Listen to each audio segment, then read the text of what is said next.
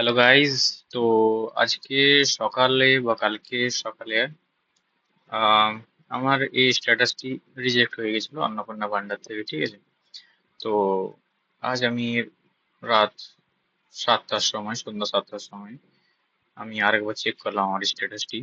সেটি আমার দেখাচ্ছে আন্ডার ইনকোয়ারি। আপনারা দেখতে পাচ্ছেন আমার এটি রিজেক্ট হয়ে গেছিল এবং এটি আন্ডার ইনকোয়ারি বসেছে। আমি কিন্তু কিছুই করিনি।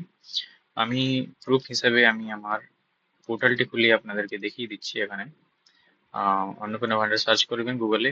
গুগলে গিয়ে এখানে ফ্যামিলি ডিটেলসে যাবেন, দেন এখানে ক্লিক করবেন। এখানে আপনার নাম্বার এবং পাসওয়ার্ডটি দিয়ে দেবেন। দেন ওটিপি আসবে, ওটিপি সাবমিট করে আপনারা জানেন এসবগুলো আমাকে বলতে হবে না, তো করে নেবেন এসব।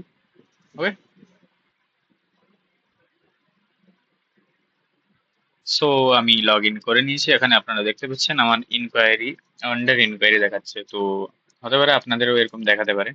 তো আমি এই ভিডিও থেকে এটাই বলতে চাইছি যে আর একটু ওয়েট করে নিন, দেখা যাক কি হয়। ঠিক আছে।